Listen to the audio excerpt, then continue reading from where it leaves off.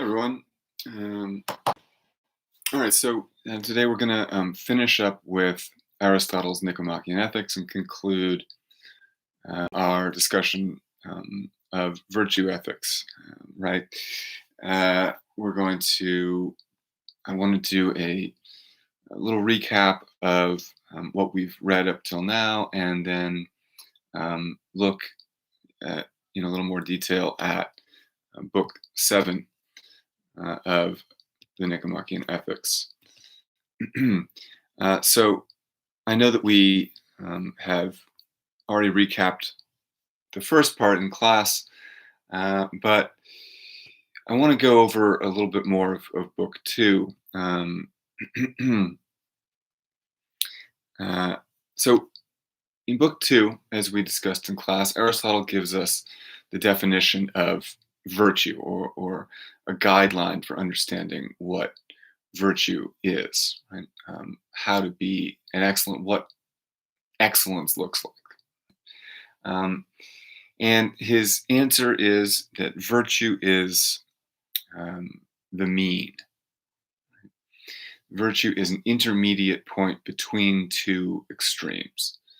And so we saw a number of examples of this, right? Where, for example, courage is the intermediate point between the extremes of cowardliness and foolhardiness, right? Courage is not a fixed point, right? This is important to remember, that the poles, the extremes, cowardliness and foolhardiness, are fixed for all people, but the actual intermediate, the virtue, is not fixed. It's going to be dependent on the particularities of the situation, not just the external circumstances that one needs to evaluate, but also one's understanding of oneself.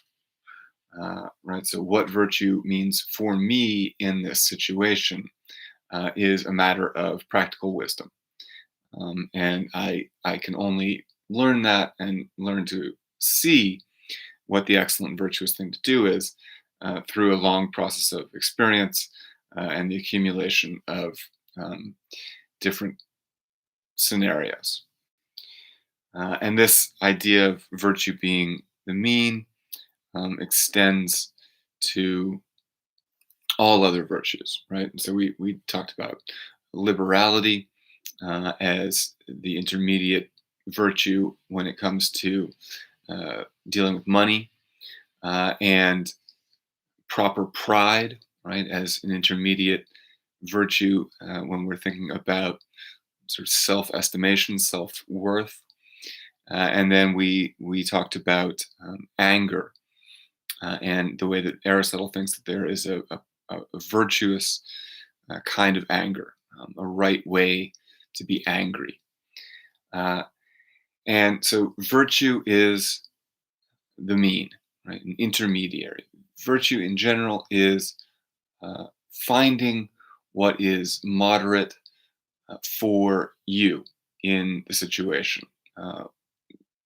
Or I should say, rather, excellence is the moderate action, right? And moderate sounds weak here, but it's the intermediary, right? In some cases, a moderate action will be courageous. Moderate action will be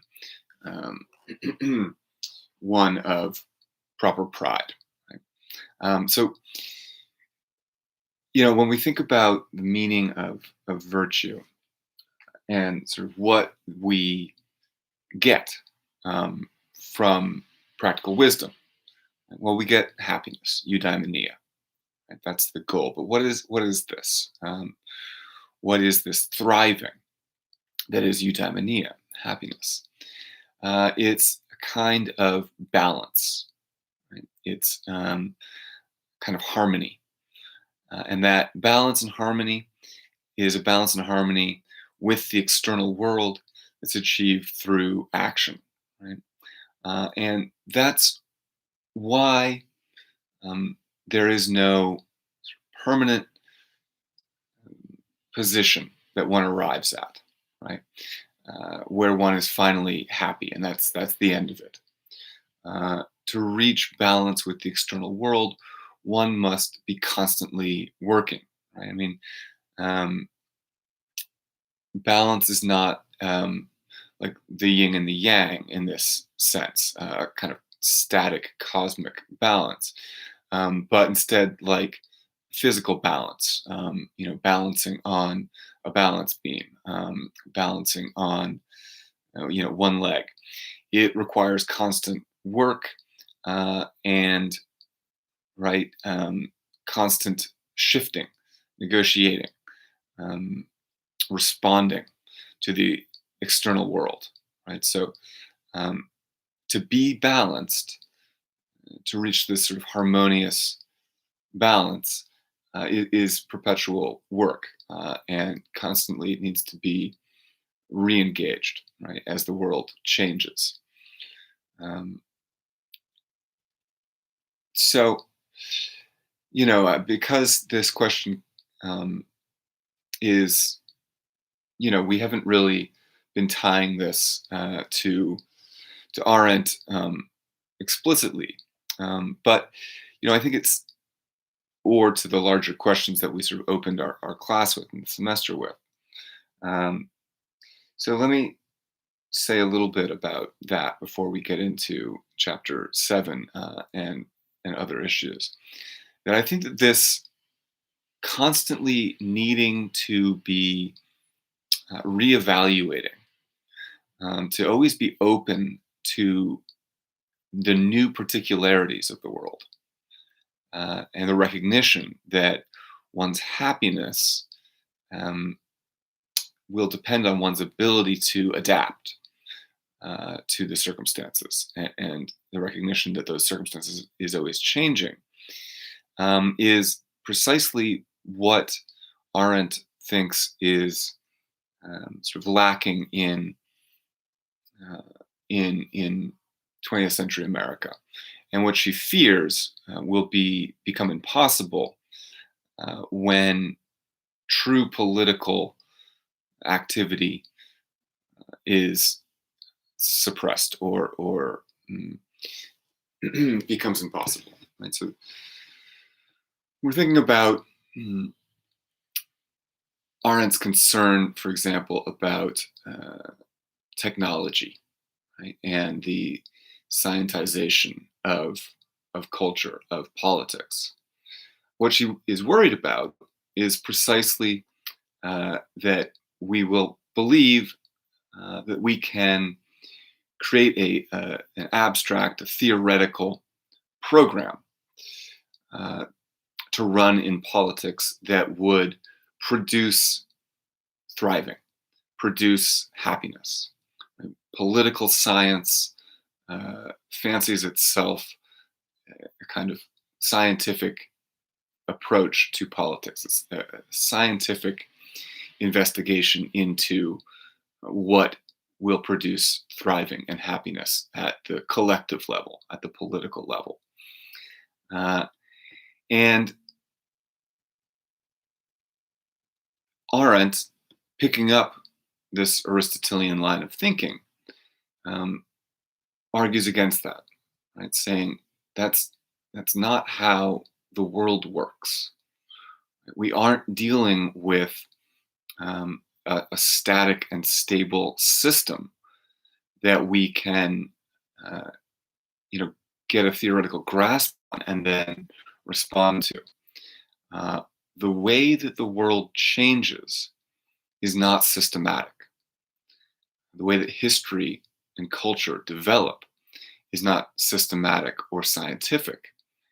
Uh, every new situation is genuinely new.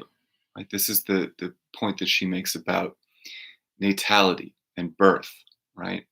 That what politics above all needs, and what by extension an ethical life uh, must be able to do, is to take into account the genuine newness of the future, of reality, of new situations, to not reduce all new situations to previous situations, but to recognize that which is new, that which is born in these new situations, and to respond to that newness. Right? And I do think that that is fundamentally Aristotelian perspective and insight, that uh, the world is not a closed system, uh, entirely new and um,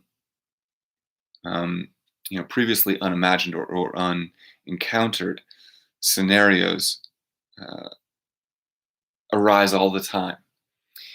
And the only way to deal with those situations, Arendt would agree with Aristotle, is through practical wisdom, is through action, and action that is based in experience and responds to the newness of the situation. So, right, the way that Aristotle gets picked up in the 20th century, and that this whole philosophy of practical wisdom uh, can be applied in the 20th century, or it has been applied, was applied in the 20th century, is as a way to think about uh, a way to think about politics and the world, um, and action that escapes the overly scientized, systematized theory of the world and politics that we get in the 18th and 19th centuries, which we'll see in a little while. And though I didn't assign this section of the text for you to read, I want to talk a little bit about another important idea that sort of connects practical wisdom to the political realm, and I think will help illuminate both Aristotle and Arendt in the connection between ethics and politics. And that's the idea of deliberation. Deliberation for Aristotle is the sort of high point of practical wisdom.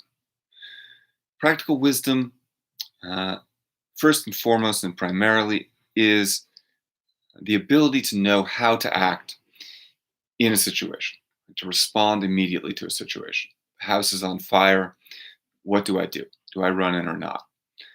Right? I'm on a sailboat and there's a storm coming. What do I do? Right? So, for the most part, practical wisdom is about action and immediate action, immediate response. But there's another kind of action that also requires practical wisdom, but which is not as immediate. And this is political action. Right? Political action is different from, uh, responding to a storm, responding to an emergency, or even navigating a social situation. Right? Practical wisdom would also, be how I know how to respond to my friends and enemies, how to, um, keep my friends, how to not allow my enemies to drive me insane or defeat me in some sense. So there's a social element to practical wisdom, certainly. Uh, but political action is going to belong to yet a different class of action. We remember, right, that in book one, Aristotle lays out these three kinds of people, three kinds of lives. there are those who pursue pleasure and value pleasure. There are those who uh, pursue honor. And then finally, there are those who pursue practical wisdom and a life of contemplation. And I raised this question um, in our first Aristotle discussion, right? So, if practical wisdom is about action, then why is the ultimate end of practical wisdom contemplation? Or why do those who uh, excel in practical wisdom and in action, in practice, uh, end up seeking a life of contemplation? Uh, and this has to do with the real nature of politics, right? What politics is actually about. And you may remember Aristotle makes a qualification when he's discussing the second group of people, the people who pursue honor and pursue honor through politics. And he says that's because these people believe that politics is about honor, is about fame, um, power, renown. What politics is actually about, Aristotle says, is practical wisdom, the pursuit of thriving, pursuit of happiness at the collective level, right? The level of the group. Uh, and so, what is required for politics uh, is knowledge about which kinds of action will be best for the collective, for the city, the state. That kind of knowledge is going to be fundamentally different, uh, bigger, more complex than the kind of knowledge that you need in order to know what you as an individual should do in a situation. And evaluating the circumstances and the situation uh, at the political level for the collective is requires more than thinking about my immediate surroundings and knowledge of who I am. It requires uh, knowledge of what the collective is and the much larger circumstances that surround a political action. So, what is political action? Right? Political action would mean things like certainly legislation, right? Writing laws, uh, and also writing constitutions. Right? So, um, very similar, but anything that is about shaping the state, shaping the collective will be a political action. Right? So we usually talk about political action in terms of activism, right? Protest and boycotts and marches and things like that. And those absolutely fall within political action for Aristotle also. Uh, but we'd also include um, lawmaking. What Congress does would be political action. Now, what is really happening? What are those kinds of actions? Uh, right, joining a protest march or voting to ratify a constitution or to pass a bill uh, don't seem like the same kind of action as obviously rushing into a burning building or navigating a ship through a storm. Um, and so the action that is proper to the political realm, to the collective, will not be so physical. Um, it will have action. The political level is speech, right? Um, and we don't think of speech as action sometimes. Right? We think of action as being about movement. And when we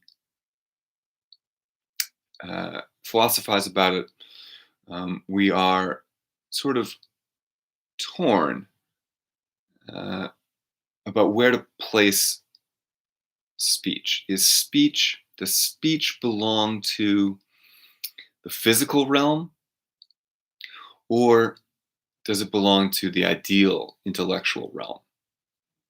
Right? Um, and I think that probably, excuse me, our default is to think of speech as ideal, as an intellectual act, not physical. Um, right? Speech is more connected to thought, more immediately connected to thought than it is to action. Um, and so, we say things like, he's all talk, no action. Um, but what Aristotle thinks, and this is picked up also by Arete very forcefully, not in the text that we read, but in other works of hers. Um, what Aristotle thinks is that speech is absolutely an action that belongs under, um, belongs in the same category as rushing into a burning building, because speech is about not uh, not just knowing what is true in a theoretical and abstract way, but also knowing what to say and when to say it and how to say it. Right? We remember that Aristotle's sort of another guideline for virtue and thinking about virtue for Aristotle is that the person with practical wisdom does the right thing at the right time in the right way and for the right reason. And so when we think about speech in that context, we can see that um, speech is absolutely that kind of action. Right? What do you say? To whom do you say it? In what way do you say it? And why do you say it? And so speech is action. And this, I think, is also sort of caught up properly in our understanding of political activism, right? That what is the action? In many cases, it's speech. Speech as a political act has power uh, because it engages in a dialogue.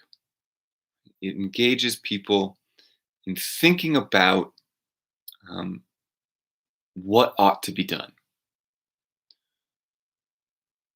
So when I am out there with my sign protesting, uh, what I'm doing is, right, saying something very loudly. Uh, in the hopes that I will persuade someone or cause someone to think about something in a different way. And that is the essence of uh,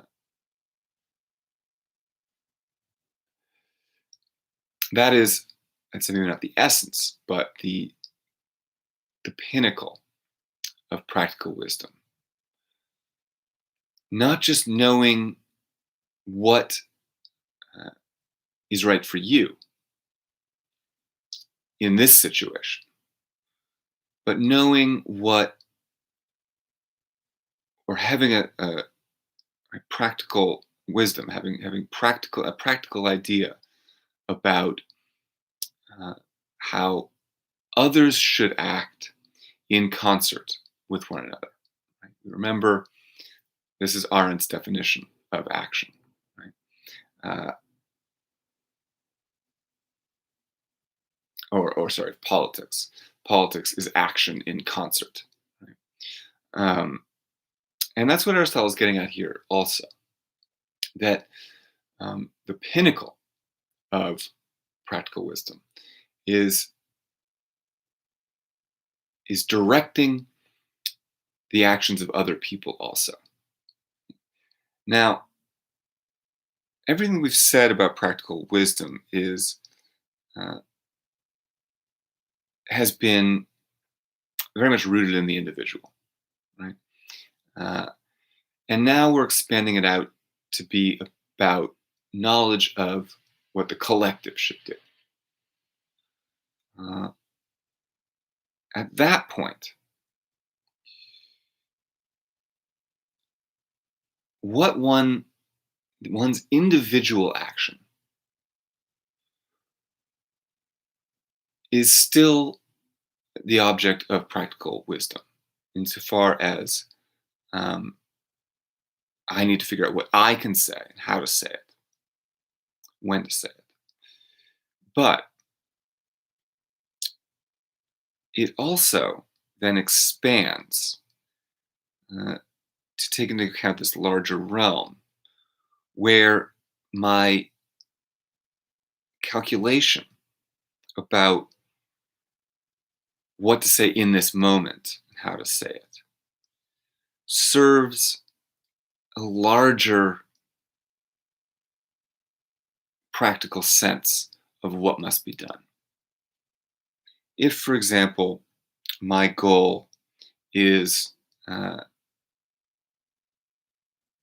to pass universal health care in this country, then, well, right, first of all, what do I need to have in order to arrive at that prescription? I need to I would need to have a lot of information about the collective. Uh, and so at this point, right, when we reach this level of practical wisdom, we get a kind of, again,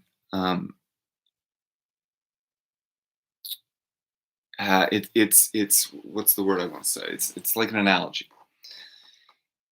In the same way that when I am arriving home to my house being on fire, I have to look around and take stock of the situation. Uh, and I do that with my immediate experience, right, through my senses. What do I see? What do I smell? And what do I know, right? Do I know who's in the house? I know what's in the house, right? But it's a much more sort of immediate evaluation. When I am making a suggestion for action at the larger collective level, I need to do the same kind of evaluating, but that evaluation is going to require much more information, right? So, um, you know, what are the you know, everything that you need to know in order to make the argument for universal healthcare, right? The amount of debt that goes into, that is generated through private healthcare, the amount of money that it would cost to provide healthcare, the future consequences of healthcare versus private healthcare. It just, an enormous number of things, right? This is why the healthcare debate is so complicated. Or can be so complicated, right? Is that there's a lot to take into consideration. I'm getting, my head is spinning just thinking about it.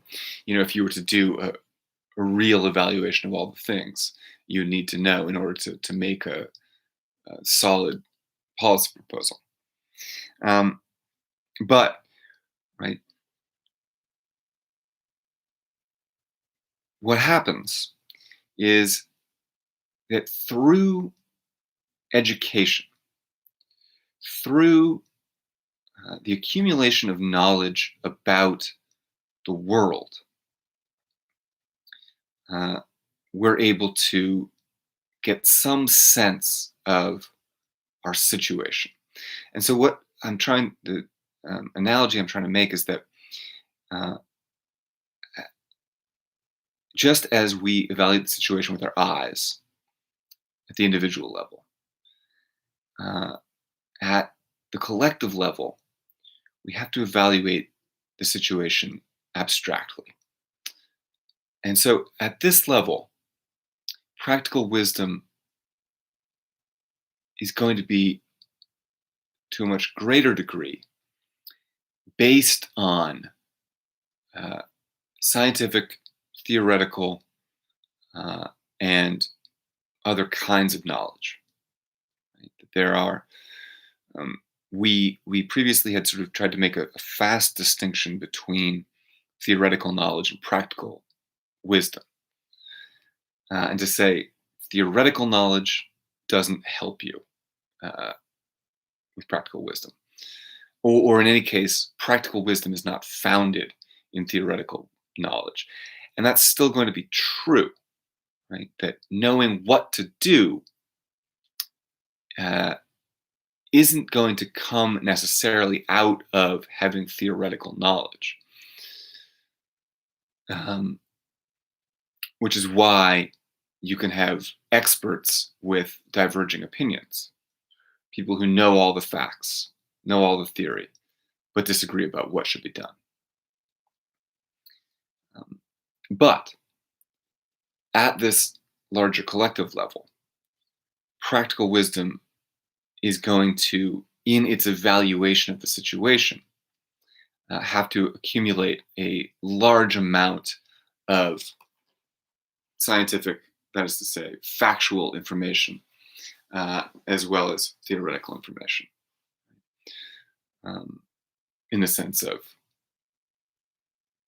what are the theories behind laws? What's the theory behind the state? What's the theory behind this program or whatever?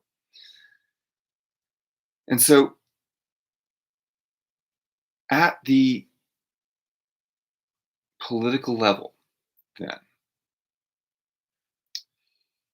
practical wisdom will be contemplation and deliberation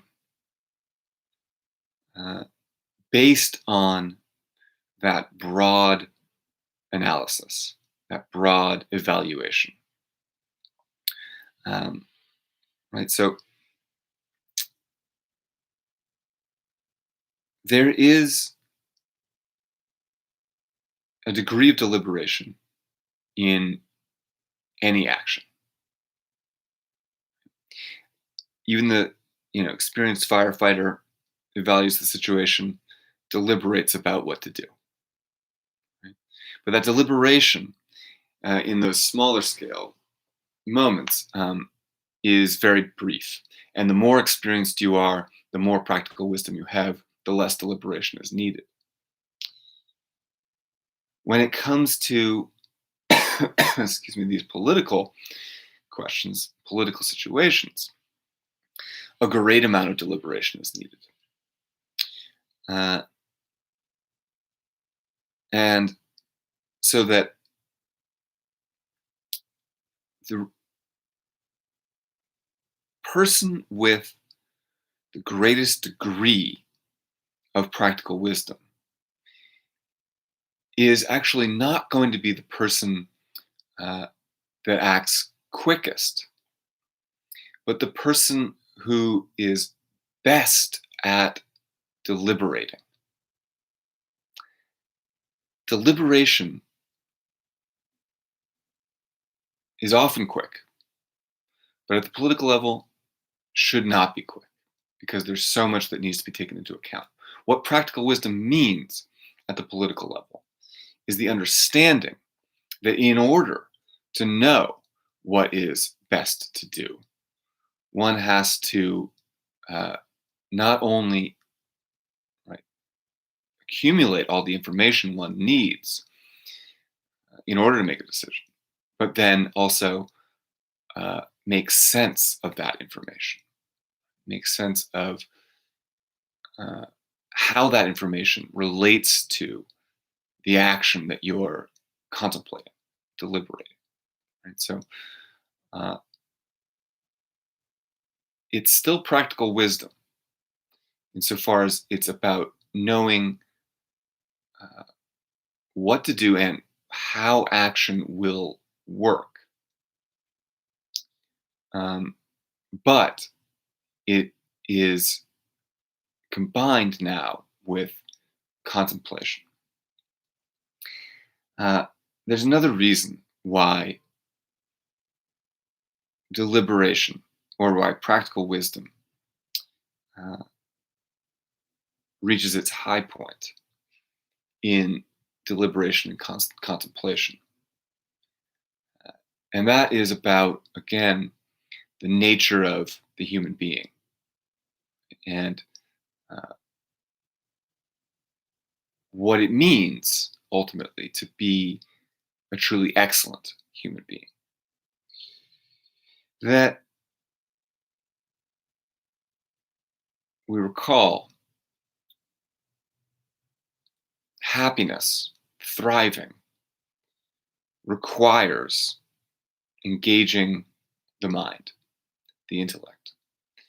And that what that really means in the Greek sense, uh, based on that word logos, which means right speech, true account, that what to engage the mind, to engage the logos, means is to discuss the truth. And so the highest action, the action uh,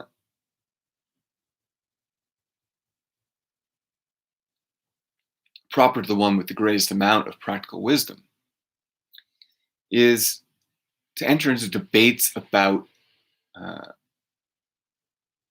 what is good to do, what would truly be good for the collective to do. Uh, and these debates will be where politics gets its validity and its, in these debates, the success of a state or city um, is, is born or dies, lives or dies. Uh, Politics is ultimately this deliberation. And politics without this deliberation is doomed to failure because it will fail to evaluate the situation. It won't, um, have a firm foundation for action. It will act according to theoretical knowledge or some program. And this is what Arendt, highlights above all, right? The need to engage in political discourse, political action as true debate. And so, this is also a major difference between Aristotle and Plato. And I know we haven't done any Plato, and so it's not fair to talk too much about Plato, but I do want to say, uh, Plato sort of famously is has his reservations about democracy. And in his Republic, he lays out a constitution for a state that would be kind of an ideal constitution, right? With the idea being that there is a fixed nature to human being, and there is therefore an ideal political organization that will work. And the details of that are complicated and we can interpret in many different ways. But first glance, Plato's politics are static. And democracy isn't going to work for Plato because it is open-ended, right? And it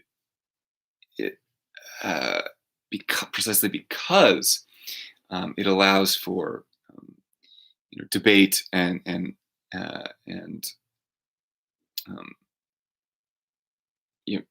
divergence of opinion, it is dangerous, right? Is vulnerable to being co-opted by demagogues, by false leaders, people who claim to have practical wisdom, but in fact don't, right? People who claim to know what the good is and can persuade others that they do know what the good is, but don't actually.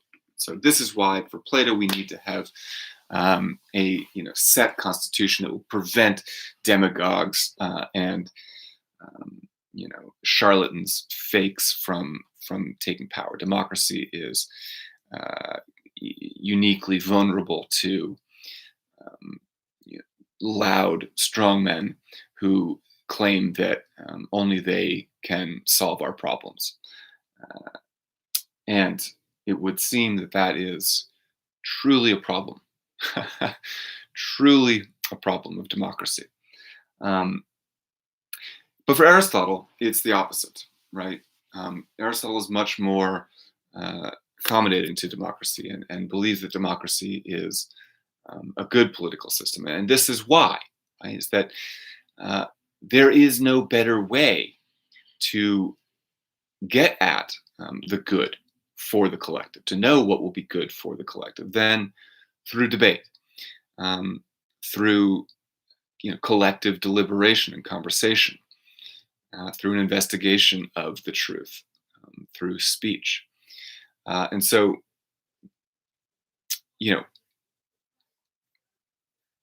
that's all I'll say about that before I get sucked into saying too much about Plato and Aristotle. All right, so we end with contemplation and deliberation, and these are going to be where not only the highest work of practical wisdom is done, directing the collective to happiness and thriving, but it will also be where the individual reaches the highest point of thriving, or thrives most completely. So politics will be the kind of pinnacle of political action, but not for the reason that most politicians think. It's not because it bestows honor or you become renowned, but because the greatest happiness is found in working toward and acting toward collective happiness, collective thriving. And in another section of the book, Aristotle will talk about the necessity of a healthy collective for a healthy individual, right? A happy collective for a happy individual. If you live in a collapsing state where nothing functions, where everyone is angry at each other, then it's going to be much more difficult for the individual to be happy. And again, not impossible. Right? Individual practical wisdom can overcome any obstacle or accident. Right? But it's going to be more difficult, right? And one will be less happy. One will be less blessed. So, to maximize individual happiness, one should also aim for collective happiness, and vice versa. Right? To maximize collective happiness, one has to practice individual happiness. So the two are interlinked. Can't have one without the other, or ideally, um, they should go together. Uh, all right, so this brings us to the next topic for our discussion today, and that is chapter 7. And the reason I wanted to read this, when I reread it just now, I felt like, why did I assign this? There would have been maybe more relevant things, but uh, then I remembered that what we get in book 7 is a discussion of who is incapable of reaching practical wisdom, genuine happiness, and sort of the obstacles that are present for the pursuit of a collective thriving, a collective happiness. And so Aristotle in book 7 gives us 3 kinds of people who are incapable of finding true happiness. And in discussing these 3, I think we touch on a number of things that are important to think about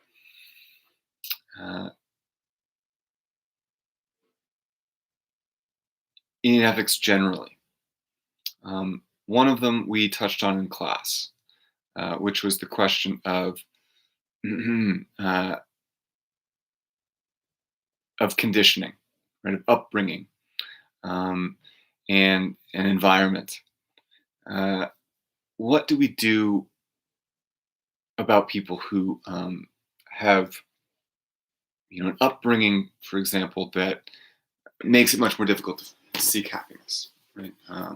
Whether that means, being, having some kind of complex, being neglected by your parents, or, in worse situations, like child abuse, or deprivation, right? Growing up in poverty, or with hunger, or for that matter, right, the opposite of that, right? Growing up with, parents that spoil you or dote on you, or growing up to feel entitled, or to be overly obsessed with fame or pleasure. There are all kinds of environmental factors that might lead a person to fixate on, some unhealthy habit, right?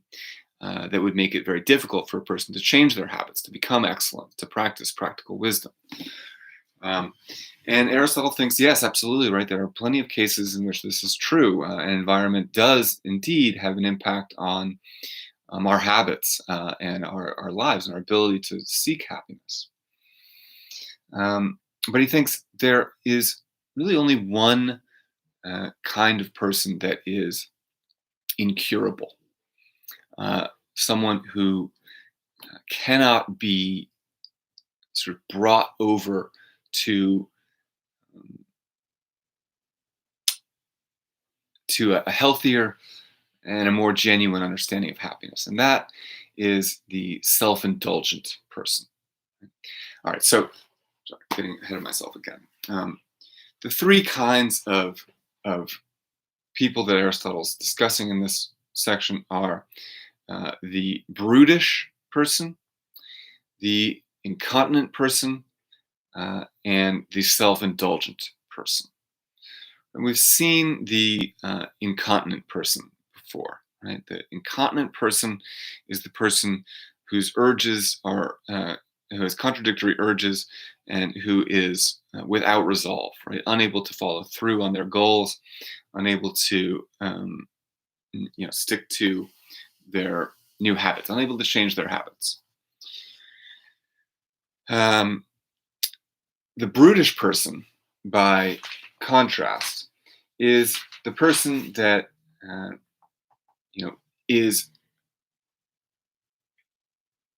uninterested or unaware of the need to change their habits, right? Who pursues pleasure, who pursues physical pleasure, who is not interested in education, not interested in politics, who uh,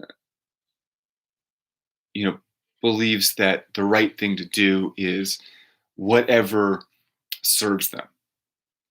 The brutish person is different from the incontinent person because the incontinent person uh, sees their vulnerabilities, their weaknesses, their failures, and attempts to change them but fails.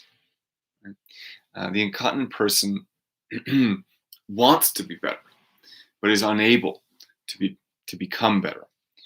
The brutish person uh, doesn't doesn't want to change, but it's not that the brutish person doesn't want to change because the brutish person doesn't want to change because uh, they believe that their way is the best, right? Um, the brutish person is the one who says, uh, why would I read a book when I could, um, uh, you know, sit in the bathtub drinking champagne? Why would I learn how to play an instrument when I could sleep? Why would I mm, respect you when I could steal from you and that would benefit me? Why should I do anything that's quote unquote good? I know what the good is. The good is what is good for me, and what gives me pleasure. The brutish person is the one who has not learned which pleasures are worth pursuing and which pains are worth avoiding. The brutish person is uneducated. The brutish person doesn't know, right? So the incontinent person knows what is good but is incapable of action, right? Or struggles to act. The brutish person is capable of action but doesn't know what is good, doesn't see any problem with their own behavior. However, right, the brutish person, while they are averse to education, to learning, to higher pleasures, right, is capable of being educated. Right, is there's potential for the brute to see reason, to discover the error of their ways. Right? Uh, so the incontinent person and the brutish person are both capable of reform and can be brought into, what, according to Aristotle, is a better way of life, a better concept of happiness. Um, at the very least, right, the brutish person, if you demonstrate that something is not actually in their self-interest, right? I would I don't go for I don't exercise because it's a pain, right? It's annoying. I don't like doing it, so I don't do it. Period. Right? And you say to them, well, um, yeah, I get that. You don't want to do it now, but in 10 years, you'll have, you'll be overweight and you'll have heart trouble, and this host of health complications will come around, right? A simple cost benefit analysis. But the brutish person, is simply the one who doesn't uh, do that cost benefit analysis, who isn't aware of that situation, right? And so, if you can demonstrate what's actually in their self-interest, then the brute can be won over, right? You will be happier if you educate yourself, if you develop your talents, etc. Um, so the brute is better, um, for that reason. They can see the light. Uh, and I think this is another reason why, um, it's important that ethics be understood to be based in self-interest, right? That, um, I pursue excellence not because excellence is a command of the gods, or um, is objectively right, or some transcendental truth, but because excellence will make me happier. Right? I will get greater and realer happiness, by developing myself, by becoming excellent in all the ways that Aristotle talks about.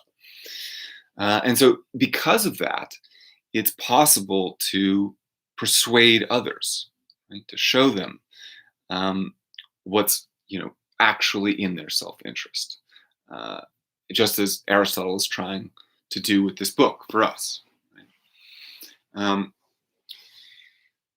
the incontinent person is also redeemable, at least because the incontinent person, um, is not consciously and intentionally uh, doing the thing that is bad, right, or less good.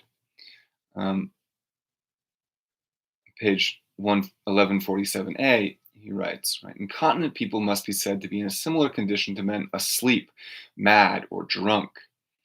Right? The incontinent person, when they are, backsliding, when they're failing to execute their habits and goals, they're doing it not intentionally, not because they want to, but because they don't have control over themselves. In the same way that a mad person or someone who's asleep or drunk doesn't have control over themselves. And so the incontinent person, like the brute, is not, actually bad, right? Uh, because just as the brute lacks understanding, the incontinent person uh, lacks a certain faculty, right? The capacity to control their will, their action. And Aristotle, I think this is interesting, right? It says you can't blame a person for, the things that they do unintentionally. And this is absolutely, our legal theory, right? Doing something accidentally is, a much less serious offense than doing something intentionally. Um,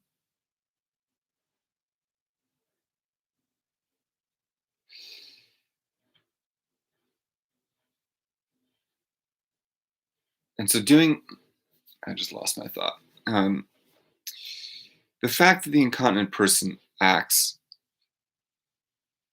accidentally, I think we can compare this to the way we think about drug addiction or addiction in general, right? This is what Aristotle has in mind. And the word here is, I checked it out, is akrasia, incontinence, akrasia. which means a lack of will, an absence of willpower. Right? Someone that has acrasia it lacks willpower. That's essentially what addiction is. I mean, we say, right, addiction is a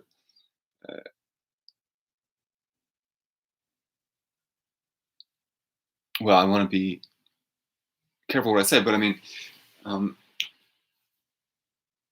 I don't think that saying addiction is a physical thing, as we say now, right? I'm physically addicted to nicotine. I'm physically addicted to cocaine, whatever.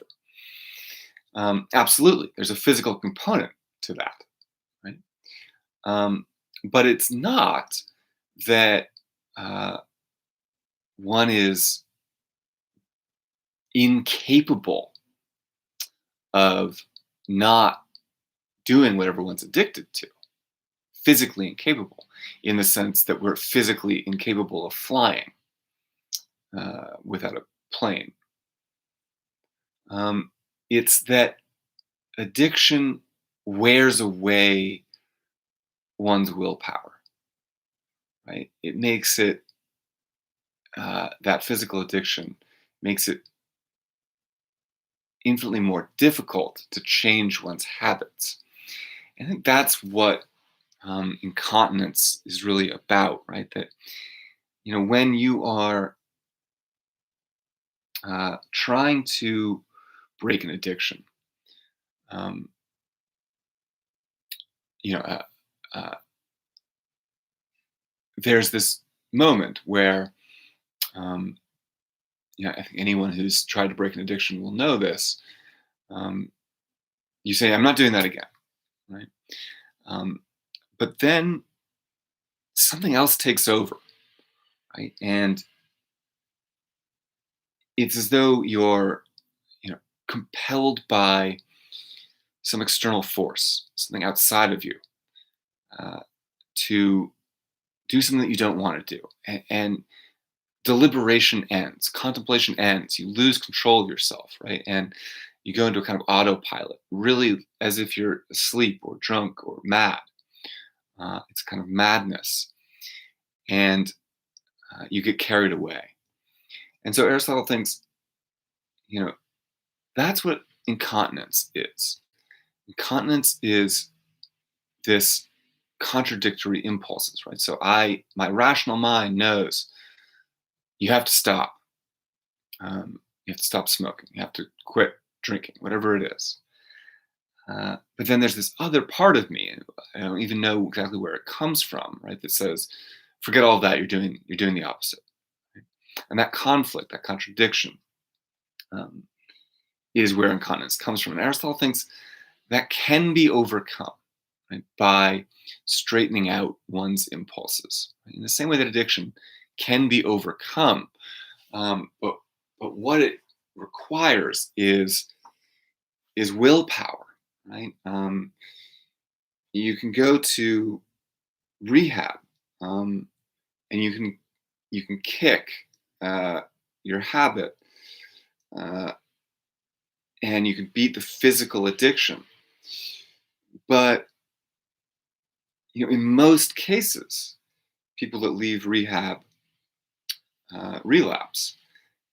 So the addiction is not about just the physical addiction.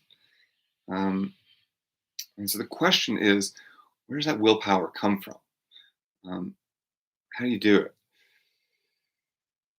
And Aristotle thinks it is possible to build that. The incontinent person simply has a much more difficult time. What's more, the incontinent person is better, or is redeemable, because the incontinent person uh, will apologize. The incontinent person knows what's right. And when they do wrong, right, when they fail to do what they know would be the right thing, um, they apologize, and they even make amends, and they try and right it. So obviously, the incontinent person is better. The self-indulgent person, on the other hand, according to Aristotle, is the worst kind of person. The self-indulgent person is the one who knows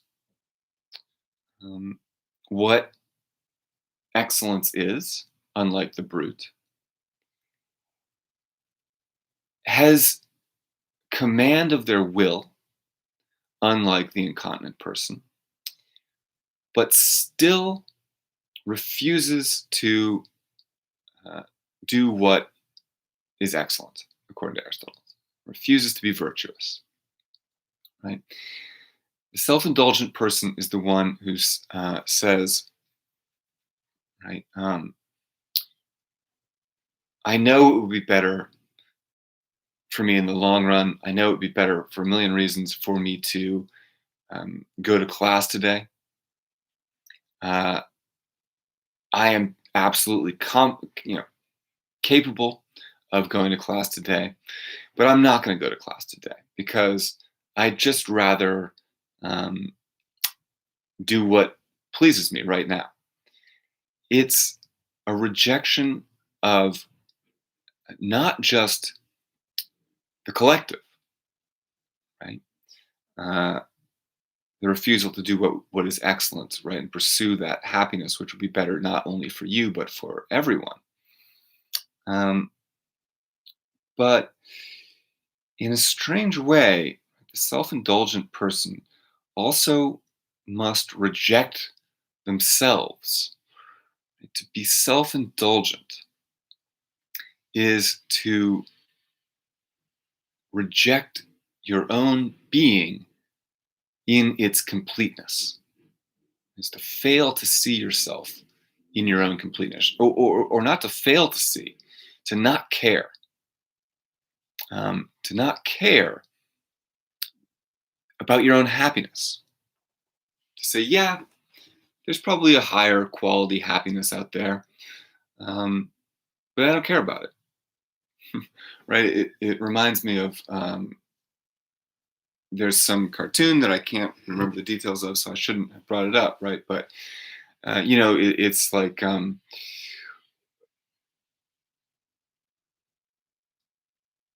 well, okay. So let's just take one simple example. I'm going to get wasted tonight, right? I'm going to get blackout drunk. I intend to do that. I don't intend to do that, right? But someone says, I intend to get blackout drunk tonight. Obviously, that is not a virtuous action, according to Aristotle, right? That would not be an intermediate, right? Right. Interestingly, for Aristotle, the virtuous thing would to drink moderately, not to not drink. Um, so this person says, I'm going to get blackout drunk tonight. What they're saying is, I'm going to screw over tomorrow me, right? I don't care about tomorrow me. I'm not interested in the happiness of tomorrow me. I'm only interested in the happiness of today me, of tonight me. Tomorrow me can, puke all morning and stay in bed all day with a headache, right? Unable to move. I don't care about that person. Right? I only care about myself right now. So that self-indulgence is this stubborn refusal to even care about oneself, right? The self-indulgent person is the worst kind of person because they can't be persuaded as the brute can, nor do they recognize that their actions are wrong, as the incontinent person does, and they aren't invested in anything more than um, you know the immediate moment, and nothing can be done with that.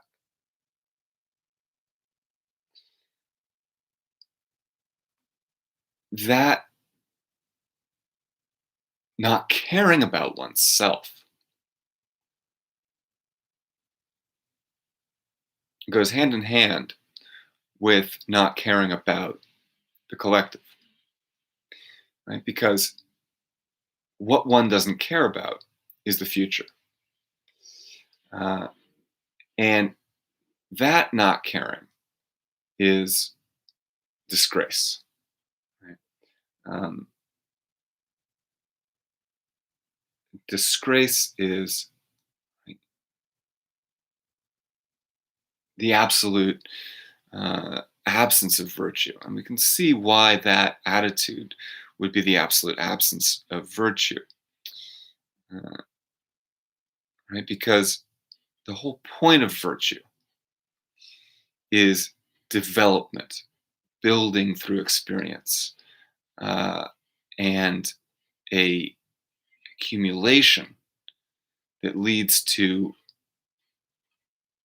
a stable uh, kind of harmony, right? And that anyone who is completely disinterested or uninterested in that uh, has no ethics. Has no ethics. In the sense that they aren't concerned about their habits or developing their habits or becoming excellent. Um, so this doesn't mean that self-indulgence. Self-indulgence doesn't mean pursuing pleasure. Pursuing pleasure is fine, um, as long as it is done in moderation. Uh, as long as one always seeks the intermediate. Right? One can have a little pleasure as a treat. Um, but the pleasure that the uh, self-indulgent person pursues is disgraceful pleasure, pleasure that is always extreme. Um, so the distinction is that one can pursue pleasure, one should pursue pleasure, because pleasure is part of a harmonious, well-balanced life. If one pursues pleasure outside of that context, outside the context of building a harmonious life, then one's pursuing a disgraceful kind of pleasure. And so he writes on 1151b, for not everyone who does anything for the sake of pleasure is either self-indulgent or bad or incontinent, but he who does it for a disgraceful pleasure. Pleasure that is not about pursuing this stability and harmony. uh,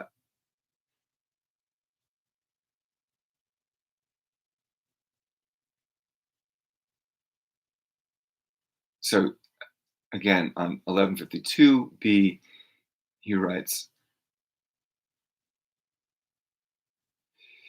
the reason for the view that the best thing in the world is not pleasure is that pleasure is not an end but a process. Right? What's disgraceful about the self-indulgent person is that pleasure is the final goal. It's all that there is. There's nothing more. And so I like this phrase, right? Pleasure is not an end but a process. The proper pleasure to pursue is the pleasure found in the process of improvement, in the process of doing excellent things. And so the pleasure to pursue is the pleasure found in developing and building oneself. Simple bodily pleasure for its own sake is, well, not in and of itself bad, not should never be the goal of one's life or one's action. Um,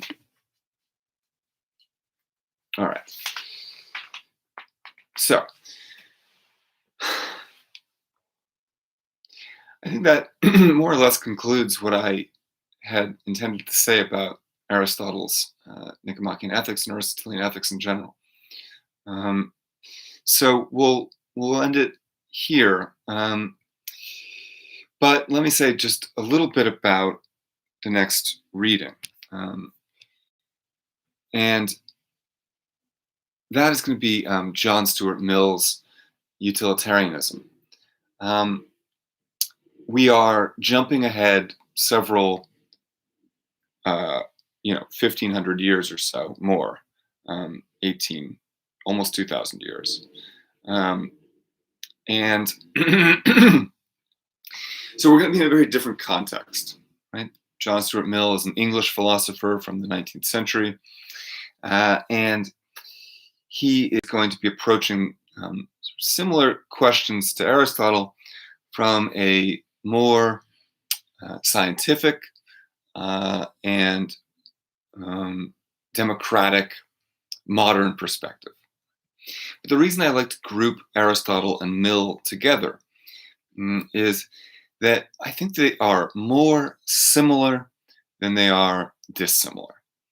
And so that's what we're going to be thinking about when we begin with Mill next class. So we'll have an opportunity to go over more of the Aristotle, certainly, but I also want to make the transition to Mill in the next class. The most obvious and important difference between Mill and Aristotle has to do with the way ethical action is evaluated. So it's good to reiterate this. Remember, I said in class, right? There are three sort of parts of an action. There's the motive, the act, and the consequence. And as we've seen, Aristotle values the act above all, but also the motive, right? If one acts for the wrong motive, the action is less excellent. Mill, on the other hand, is going to value the consequence.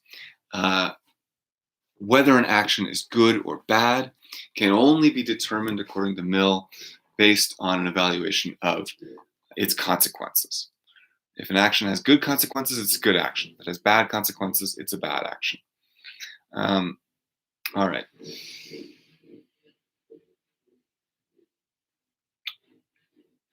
We'll leave it at that for today. And I'll see you on Monday.